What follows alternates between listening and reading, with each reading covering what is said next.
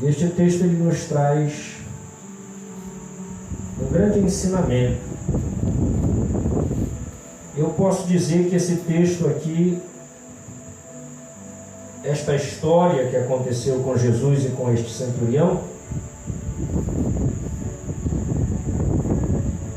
é o que falta acontecer muitos homens, porque este centurião, ele nos ensina, às vezes nós não reconhecemos quem é Deus realmente. Este homem, este centurião, que era um soldado romano, do alto escalão dos soldados, um homem que tinha ali os seus 100 homens, né? Daí vem o nome centurião. Era 100 homens que estavam ali sob o comando desse homem. Esse homem, com toda a sua cultura, com todo os seus deuses, mas era um homem que, vamos dizer, gostou da religião judaica, a ponto dele, como muito bem diz a história, ter construído uma sinagoga para os judeus e fazer o bem para a nação, como os próprios anciões judeus vão dizer aqui, no versículo 5, porque ama a nossa nação. Então era um homem que gostava dos judeus. Poderia até não ter a mesma fé que os judeus, poderiam não acreditar no Messias, como os judeus acreditavam, esperavam. Mas este homem era simpatizante da fé judaica. Mas um dia, diz o texto, que ele tinha um servo que ele gostava muito, né? Vamos dizer que já não era um servo, era um amigo, né? Porque para alguém fazer isso que ele fez, somente se fosse uma pessoa muito chegada. E esse rapaz, que era muito amigo deste centurião, ele adoeceu. Quando ele adoeceu, aquele centurião ficou triste, né? E ele ouviu falar de um certo Jesus, o centurião. Jesus, ali em Jerusalém, já estava famoso, né? Já era um homem conhecido. E esse centurião, ele envia os próprios judeus. Observe que o versículo aqui 3 vai dizer que ele enviou os anciões judeus até Jesus, com a finalidade desses anciões, que eram homens de idade, dizer a Jesus: olha, Jesus, esse centurião, ele é uma excelente pessoa, nunca fez mal para a nossa nação. Esse centurião tem nos ajudado, esse centurião merece que o Senhor vá até ele e o ajude. E Jesus disse assim: já que ele tem sido bom para esta nação, eu vou até ele. E a história diz que Jesus acompanhou aqueles anciões. E quando Jesus ia chegando perto da casa desse centurião, ele já não manda judeus, ele manda os amigos, outros soldados romanos, amigo dele, dizer a Jesus, né? Dizendo assim: mestre, ele não é digno de que o Senhor entre na casa dele, como ele vai dizer aqui no versículo de número 6, né? E Jesus foi com eles, mas quando Jesus estava perto da casa, enviou-lhe o centurião os amigos, dizendo: Senhor, não te incomodes, porque não sou digno de que entre debaixo do meu telhado. Eu estava lendo isso agora há pouco, e eu vi aqui nesse versículo 7 algo que esse rapaz vai nos ensinar, esse centurião. Observe que esse centurião, ele reconhece que ele não vale absolutamente nada, né? Ele diz assim: eu não sou digno que Jesus, o Messias, o Todo-Poderoso, entre debaixo da minha casa. Observe que Jesus certa vez ia caminhando E Zaqueu, que era um publicano, alguém que roubava o dinheiro público, ele disse assim, irmã Marinete: eu quero conhecer Jesus, mas eu sei que eu não sou digno de estar onde Jesus está. Então eu vou subir numa árvore e vou ver quando ele passar, sem ninguém me notar, né? O que eu acho interessante é que muitos dizem que Zaqueu subiu na árvore porque era de uma estatura pequena. Não, ele não queria ser visto, mas ele queria conhecer Jesus. E a prova disso é que quando Jesus chega debaixo da árvore que Zaqueu estava, só quem vê Zaqueu é Jesus. Jesus para debaixo da árvore e diz: Zaqueu, né? Observe que Zaqueu achava que não seria visto, Zaqueu achava que ninguém ia ver ele, mas Jesus para debaixo da árvore e chama pelo nome dele: Zaqueu, desce depressa, porque hoje me provém pousar na sua casa. A mesma atitude que Zaqueu teve, aquele centurião também teve. Só que a diferença de Zaqueu era que Zaqueu era um judeu, o centurião era um soldado romano. Toda uma cultura, e ele sabia que ele não era digno realmente de ter Jesus na sua casa. Aqui nós entendemos o princípio do Evangelho com essa atitude desse rapaz. Ele diz assim: Senhor, eu não sou digno nem de estar onde o Senhor está. Eu acho lindo porque Jesus também vai nos ensinar, ensinando aos discípulos, que certa vez um publicano e um fariseu iam subindo ao templo. Aí o fariseu dizia: Senhor, o Senhor me conhece, o Senhor sabe que eu dou meu dízimo, o Senhor sabe que eu faço as minhas orações. E ele começou a se vangloriar diante de Deus, o fariseu. Jesus disse assim aos discípulos: agora eu quero que vocês reparem no publicano. O publicano chegou diante de Jesus, diante da arca, vamos dizer, daquilo que simbolizava a presença de Deus no templo, e ele se jogou de joelho e não conseguia levantar o rosto para cima para olhar para os céus. E aquele rapaz dizia assim: Senhor, eu não sou digno de estar aqui diante da tua presença, eu não sou digno de olhar para cima, eu sou tão pecador, tão miserável. Aí Jesus olha para os discípulos e diz assim: quem vocês acham que saiu justificado daí desta oração? Aí Jesus completa dizendo: aquele que reconheceu que não é nada diante do seu Criador. O princípio do Evangelho é exatamente isso: é reconhecer que nós temos um senhorio em nossa vida. Quão bom, irmãos, é quando nós reconhecemos que nós não somos nada e que nós dependemos de Deus para vencermos as dificuldades. Aleluia, Jesus.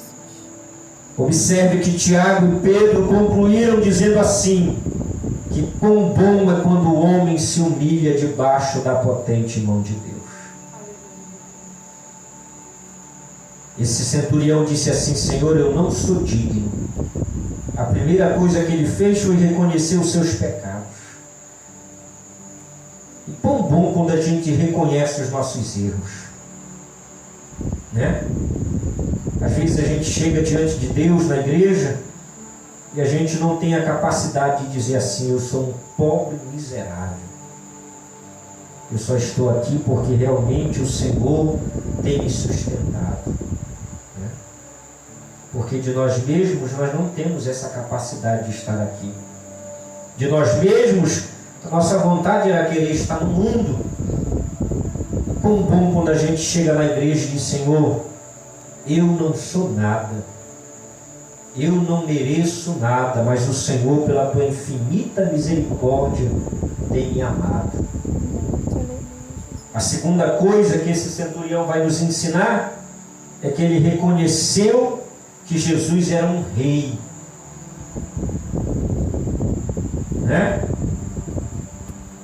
Ele diz assim, no versículo 8: porque também eu sou homem sujeito à autoridade, tenho soldado sobre o meu poder, e digo a este vai, e ele vai, digo a esse vem, e ele vem, digo ao outro faz isso, e ele faz.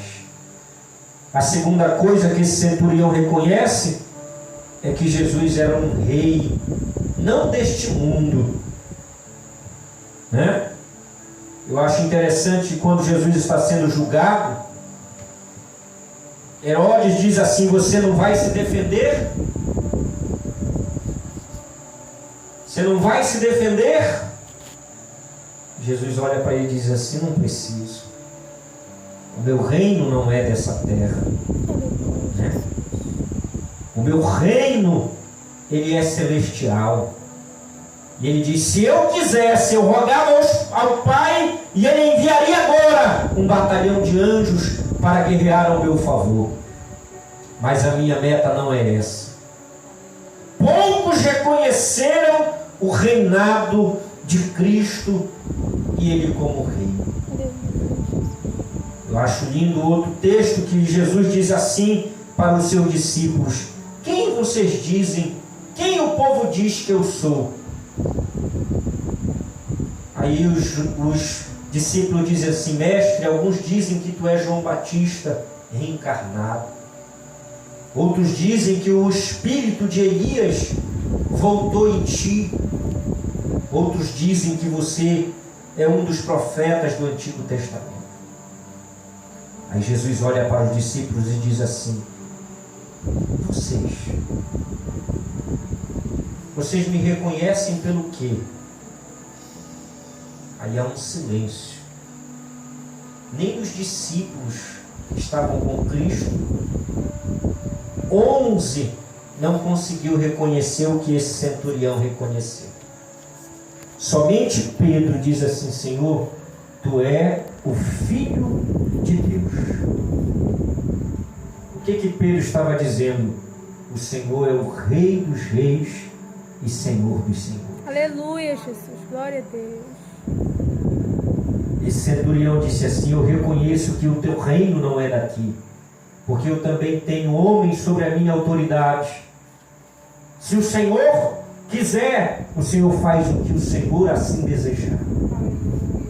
Nós temos, irmãos, que entender isso, que nós não somos também daqui, que o reino que Cristo veio anunciar a este mundo não é um reino terreno, mas é um reino celestial. E que nós, uma vez que o aceitamos como nosso único e suficiente Salvador, nós também não somos daqui, nós somos somente passageiros aqui. E que tudo que nós passarmos aqui não se compara com aquilo que ainda nos aguarda.